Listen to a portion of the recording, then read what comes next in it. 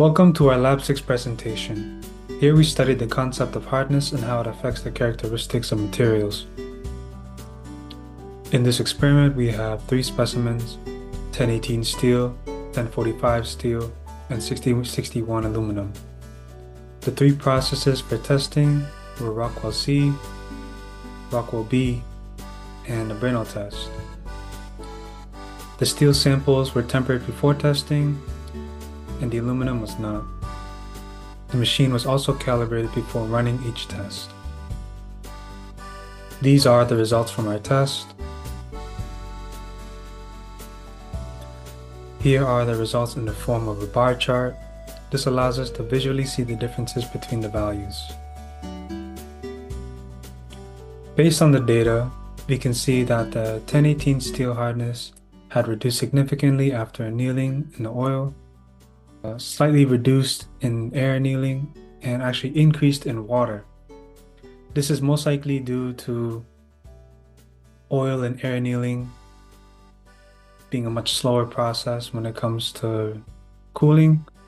It also releases the stress much slower, giving it time to expel. While water is very quick and abrupt, almost trapping and freezing the stress within.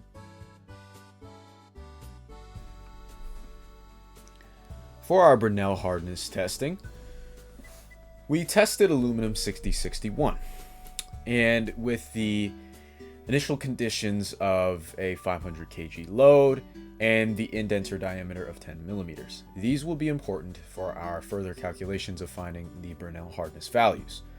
Now, for our 3 trials, we got the indentation diameters, the true indentation diameters, and we got an average of 0.3124 inches, which again will have to be converted to SI units. So using equation 1, we found our Brenner hardness values and found an average of 79.86 hardness value. Comparing that to the literature value of 95, our average percent error was just under 16%. Now, as for our strength estimate, we used our earlier calculations for the Brenner hardness values, and we then used equation 2a with the imperial factor of 3.45 and got an average strength estimate of 275.5 megapascals.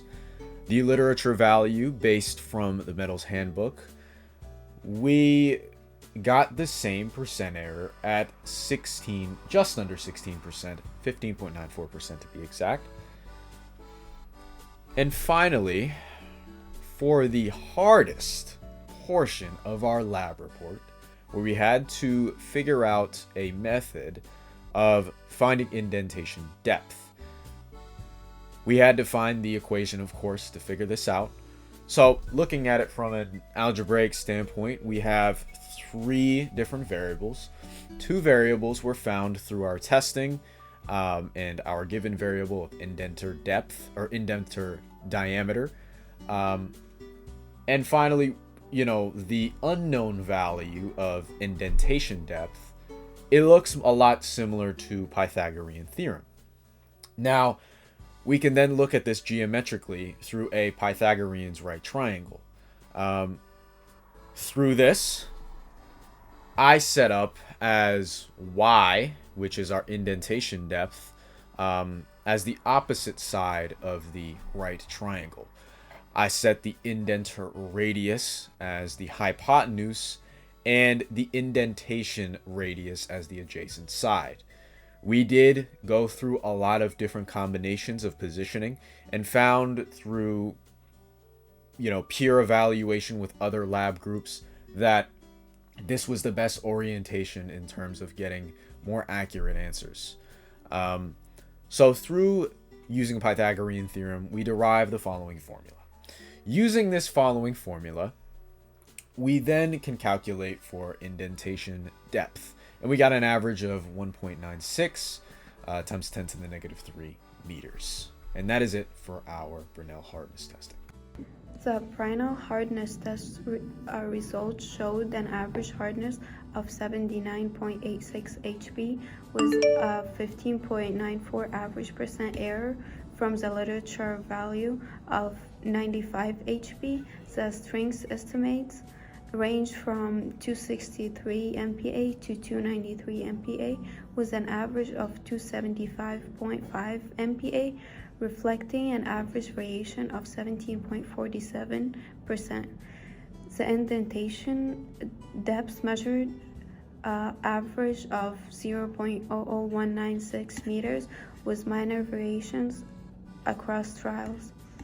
These results indicate that while the materials hardness and strength are close to the literature value, some differences, such as the need for improved control over the heat treatment process and testing conditions, further refinements of the process could reduce the observed variation in future experiments.